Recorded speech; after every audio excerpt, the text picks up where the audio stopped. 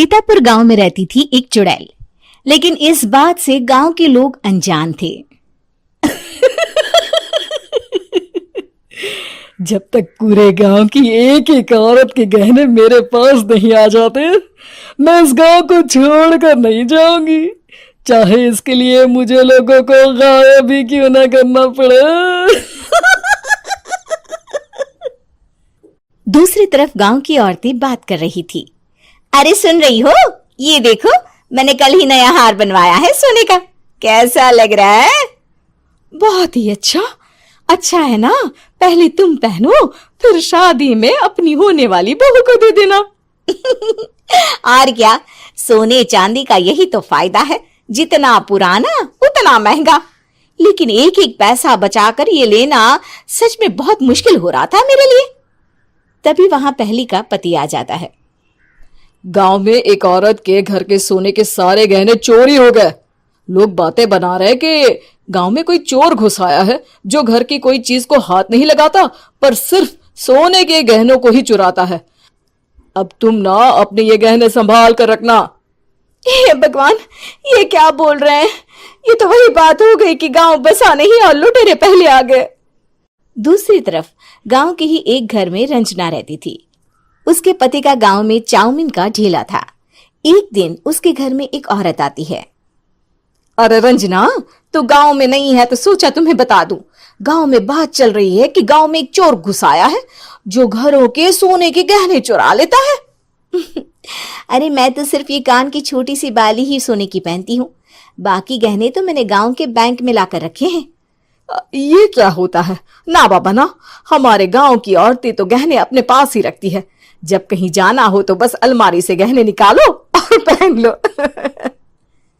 दूसरी तरफ एक औरत हाथ में टोटके वाली छोटी सी गुड़िया लेकर घर में चली आती है। अरे कोई है? घर की औरत है क्या? क्या है ये गुड़िया? ये कोई ऐसी वैसी गुड़िया नहीं है, ये जादुई गुड़िया है। इसको घर की अलमारी में रखना। अगर तुम्हारे घर पर किसी की बुरी नजर होगी तो रात भर में ये पतली सी गुड़िया मोटी हो जाएगी। मैं कल आकर ये गुड़िया ले जाऊंगी और तुम्हारे घर की सारी बुरी नजर छूट जाएगी, समझी? अरे वाह, ये तो बहुत कमाल की गुड़िया है, दे दो। कितने की है एक?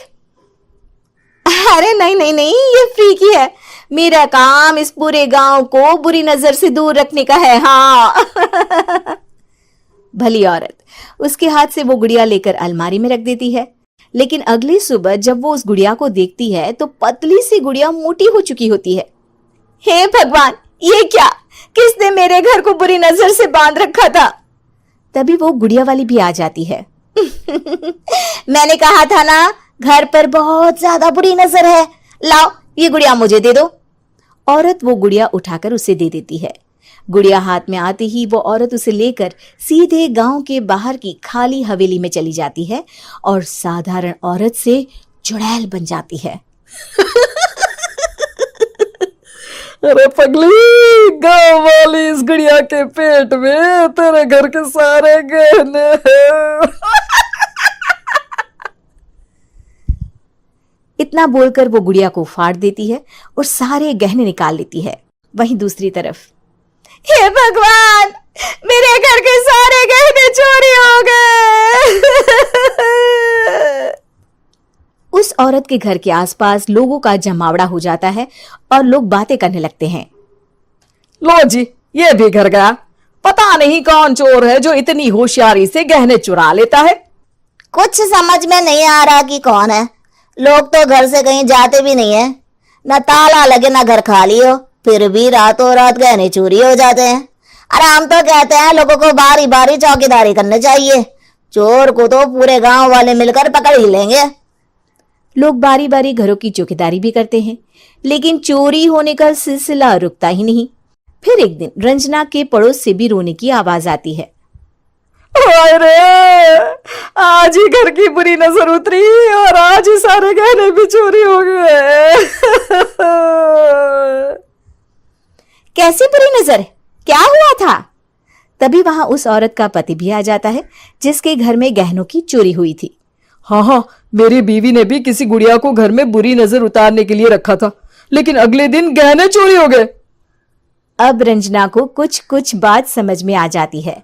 वो गांव वालों से कहती है, देखिए अब आप लोग चिंता ना करें, जल्द ही चोर पकड़ा जाएगा। उस नजर उतारने वाली गुड़िया को आज मेरे घर कोई भेज देना। फिर क्या था, चुड़ैल को लोग रंजना के घर भेजते हैं। पहली बार देखा है कोई खुद लुटने को तैयार बैठा है। तो तू है जिसे घर की बुरी नजर उतारनी है? ये ले गुड़िया, ये सुबह तक मोटी हो गई तो समझो तुमको और तुम्हारे घर वालों को नजर लगी है। हाँ हाँ, मैंने काफी सुना है। तुम ये गुड़िया मेरे घर छोड़ देना। अरे क्यों नहीं, कल सुबह आऊंगी जब गुड़िया तुम्हारे घर की सारी बुरी नजर लेकर मोटी हो जाएगी, ठीक है?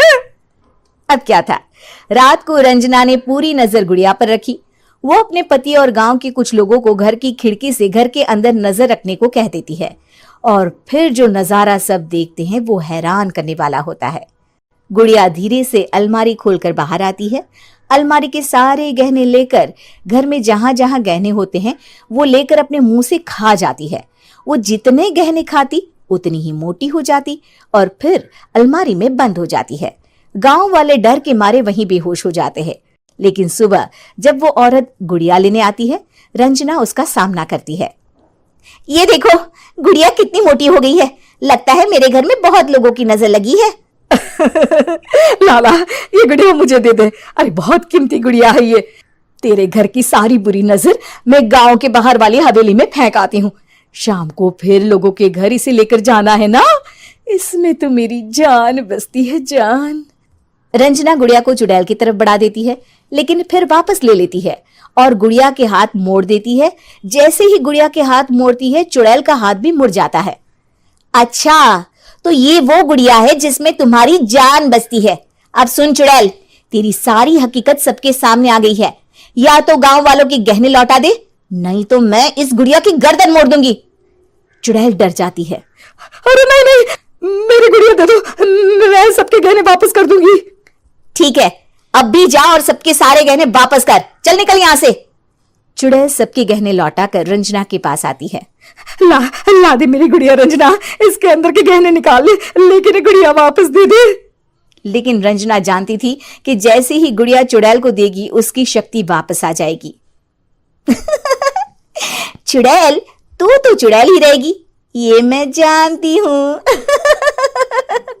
अरे नहीं नहीं नहीं, मैं गांव छोड़कर चली जाऊंगी, किसी को परेशान नहीं करूंगी, वादा करती हूँ मैं।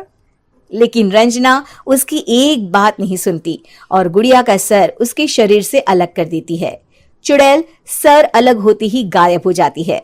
गांव वाले रंजना के साहस और बुद्धि की खूब प्रशंसा करते